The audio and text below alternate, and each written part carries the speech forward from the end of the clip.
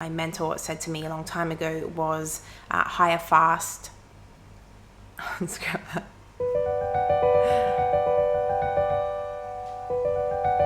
Hire slow, fire fast.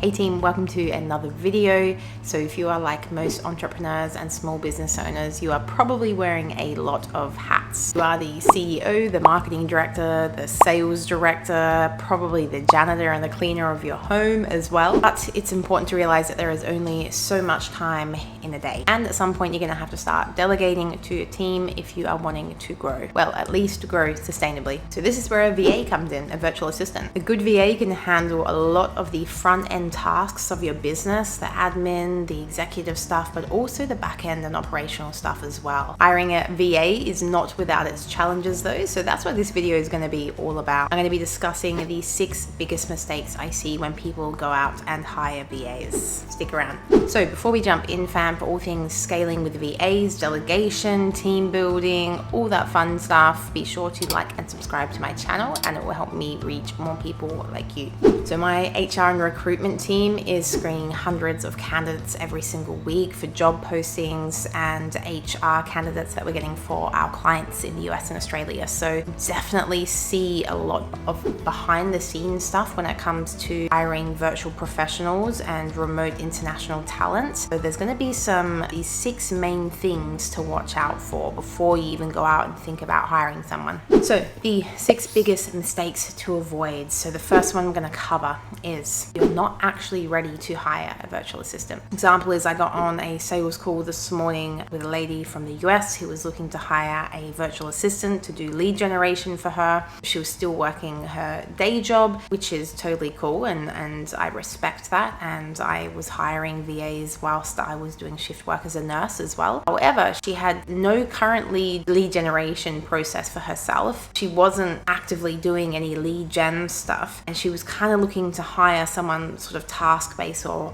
goal-oriented, which is going to make her job really difficult to actually step into a leadership role and be able to guide her team member when she's not doing anything actively in that particular workflow process already. That makes sense. So there was no consistent cash flow, there was no lead generation, and next to no marketing, and she's already looking to throw someone in there to help her out with these things, and it's really just going to be multiplying problems, not productivity. And I can tell that from the conversation that we're having, it was very disorganized on the back end, and she had next to no clarity on what were the things that she was actually looking to delegate as well. So looping back around to this point, really sinking in and seeing if you are actually ready to hire a VA. And something that my mentor said to me a long time ago was hire slow, fire fast. So I definitely believe in that, in hiring slow and firing fast. And I believe that you can also hire even if you're not quite yet established, but you need to be willing to step up to the responsibility and the role that is required from you when you are hiring a team member, because now you have an extra responsibility. You've got another human on your team. You're putting the food on the table of that person and probably their family as well. Okay, so it comes with accountability, responsibility, and that's your onus. Just quickly on this note as well, I will say you don't need to have all of your workflows and SOPs down pat and on your back end ready to go before you hire someone. I actually think that's a bit of a fallacy. I believe that you can hire someone and then figure out those SOPs and those workflows as you go along, because more often than not, you're trying to get all these SOPs and these workflows in order and streamlined before you get someone on. I'm going to tell you right now, by the time you've got that person on, that process and that workflow is likely going to evolve. And so you've just done all of this work and you're going to have to change it up anyway. So it's kind of nonsensical. That's what I've learned anyway. There are exceptions to the rule as well, but I believe don't get into your head, get that paralysis analysis about I need to have all this set up before I hire so-and-so, because a lot of the time that's just us getting in our own way of actually stepping into an elevated level. So there's that. The second mistake is not being clear about expectations, and truly dooly, this is a big one in all facets of life, not just business and hiring and scaling, but in your relationships, in all of your communication with any human ever, that expectation piece. But it's especially important when you are looking to hire international talent and get somebody on board within your team, not just international talent, but in general. So setting those expectations, and that starts with the job description. Don't fluff about and sugarcoat shit. Like, just say it how it is. Be yourself. Let that quirkiness, be interwoven into the tapestry of your words in that job description, because if you're trying to water yourself down, you end up getting somebody on who probably or likely isn't actually a cultural fit. So I really encourage you to just be in your truth, be who you are at all aspects, always. And that's kind of the universe's filtering mechanism. You're going to get the people that are magnetized to you for that reason. And at the end of the day, that's what's going to make a long-term powerhouse, prosperous relationship as well with your co-workers, because ultimately you want to be building relationships with your co-workers. That's how you keep high retention. It's the same with your clients. You build relationships to keep client retention high. Same with your co-workers. So if you're doing that, ultimately you want to like the person as well. Chances of you shortlisting and finding someone to come onto your team who you like is really going to depend on how much of you that you are throughout that process as well. So yeah, just be you and be setting those expectations clear as well. So when you're having those interviews and whatnot and shortlisting and speaking to candidates, ask them like specific scenario questions as well, and even prepare a document. And you're going to have a meeting once a week or twice a week. That needs to be stipulated. If you need them to work certain shift times, that needs to be stipulated. If you need them to respond to you within 6 hours at any given time, that needs to be stipulated. I was just speaking with a friend the other day, and she's got a new job, and she was telling me that she would eventually like to maybe work some days at home and not be in the office the entire time, and that this is a new job, she hasn't signed the contract yet, and she said that she'll bring it up 3 or 4 months down the track once she's settled in. And I said, no, you need to have that conversation before you start the job, and because it's just pre-framing, all right? And you also get to ask for what you want, even if you're on the other end, right? It's saying, I would love the opportunity to have this. Doesn't need to be like a make or break deal. It's the same when you're setting your expectations with your team throughout your job posting and throughout that recruitment process. Be really, really clear on your expectations. What does the inside of your work culture actually look like? And you want to be speaking into that, because like I said, the right person will magnetize towards that as well. And then you'll end up finding gnarly candidates and having killer relationships. The third mistake I see here is lowballing the wages. So paying the lowest possible wage to VAs. I don't know how this is still happening, but people think that they can be somehow paying $2 and $3 an hour, which is kind of ridiculous. Maybe in 2015 or 2016 that was a thing, but times have changed, especially after all the virus rigmarole. We won't get into that. So you may think that this is a great way to save money. This may be the main reason that drew you to hiring internationally as well, because it does tend to be a fraction of the cost for hiring local if you are from a Western or European country. And yes, this is true. Hourly rate is significantly less, up to a third or a quarter than what you would be paying locally. However, when you're going even further below that, it's important to remember that your VA is an investment, not a cost. So when you're lowballing your VA and posting jobs for a really low hourly rate, or if you're doing it annually, an annual compensation, the chances are the work that you're going to get is subpar. They won't be motivated. It's not a very good way to boost staff morale. At the end of the day, the foundational needs of anyone is security and safety. So if they're not able to meet we live in an economical world, so if they're not able to meet those economical demands and be able to, support their family, support themselves to the degree in which is adequate for them, then they're not going to stick around, and then you'll have high turnover of staff. You invest all of this time and energy and money, and whilst you may save money, a short amount of money in the short term, it's going to end up costing a lot more. So I would encourage you to even pay slightly above what the average is for whatever the years of experience is and whatever the role is, and know that they feel well compensated for, because if they do, do, then they're going to be showing up for you as well. They're going to be more invested in your vision and your mission, and they're going to feel valued. So that's the most important thing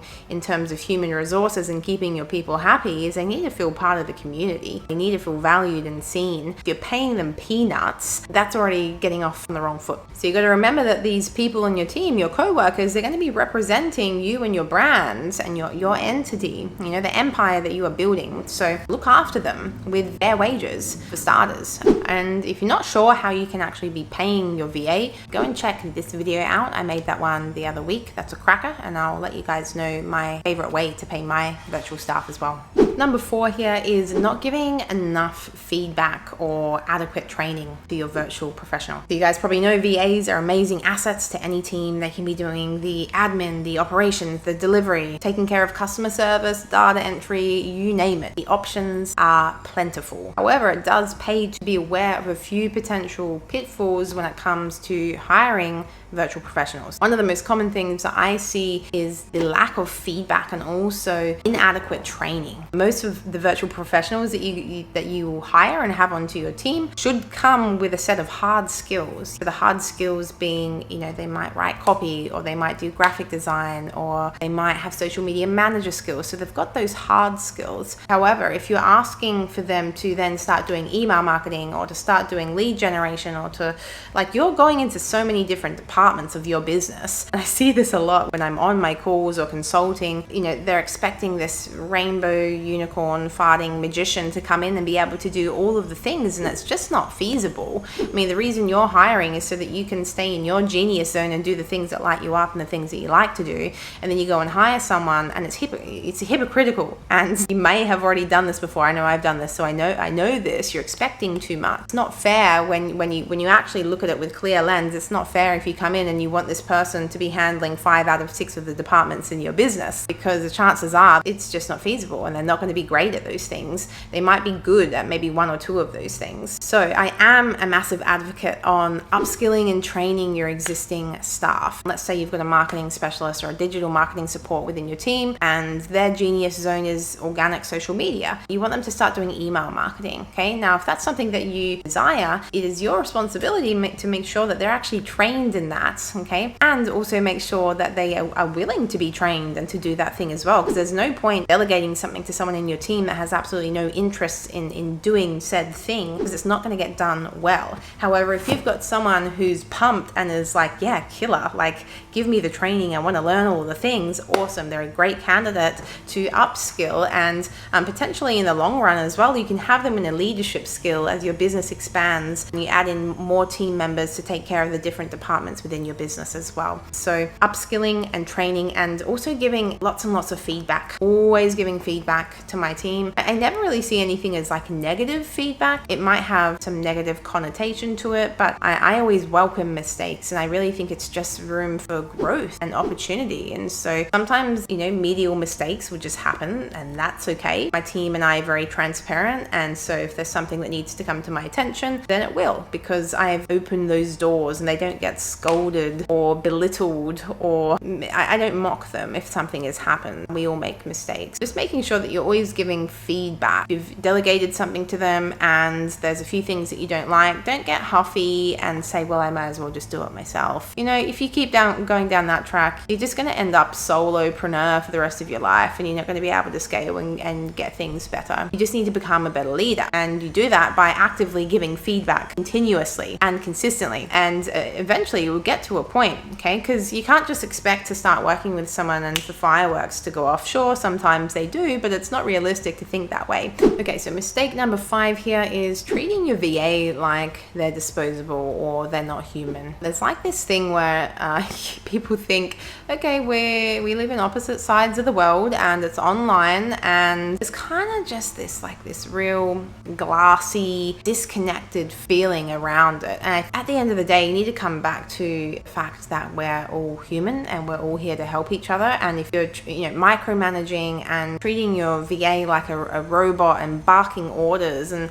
just being shit, really, that's just being shit. It's not being a good leader. You can't expect them to want to show up for you. They're not going to show up for you with zest and with passion, and they're not going to be able to step into being an asset to your business as opposed to a liability, because they're not going to enjoy your energy and being around you. So this is simple. Just be a kind human being and really make the effort for your VA or your virtual professional team, your co-workers, to actually feel valued within the workspace. That's what will keep them around. If they feel seen, if they feel heard, if they feel part of the community. I do things. I've paid for massages for my team. I give cash prizes. We send all of our co-workers birthday cakes. We give cash prizes when they've been with us for a year, 2 years, 3 years. It's just the little things like that that really make a difference. So I would encourage you to, really look at these people as part of your team, as you would with any human. I don't really come across these types of people very often because it's not within my marketing, and so I probably repel a lot of those people. But it's just something to think about.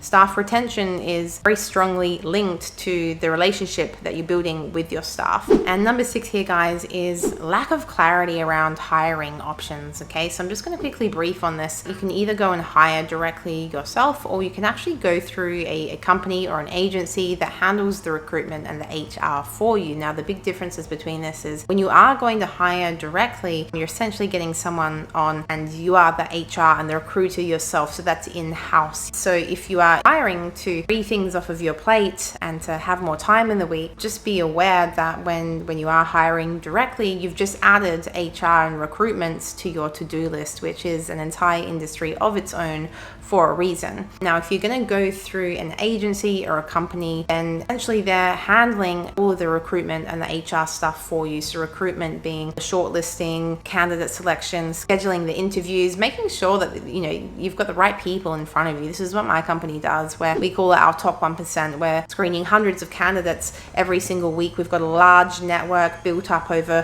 15 years of HR and recruitment experience, and so the lineups that we give are impeccable. This is our genius zone. We know how to make powerhouse bonds, and it is a holistic and pioneered recruitment process. Or you can go and do a Facebook post, or you can have a look at onlinejobs.ph and you can do your own posting there. But just keep these things in mind about the quality and also the time investment when it comes to actually finding a value match. So in addition to that, companies, we've already got a talent pool, and in addition to that, we've got our network. So a lot of the people or the virtual professionals that we come through to us are through referrals, and they've maybe been working with us for 2 or 3 years already. We know these people to be reliable.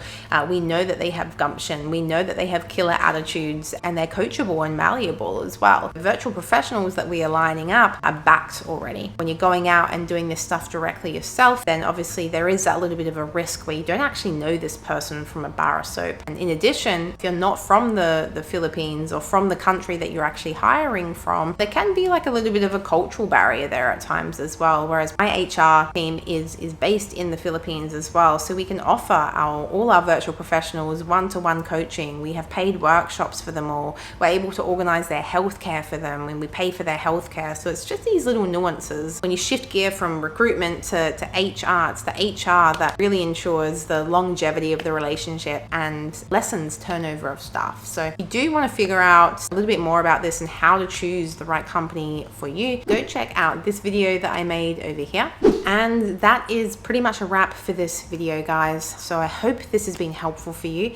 I know I went through a few different points in this. Let me know in the comments below what resonated for you and what stuck out the most. I'd love to have a conversation there. Thank you so much for sticking around. And if you haven't yet, I'd love if you can like and subscribe to my channel. It's going to help me to reach more folk like you. And I will see you on the next one.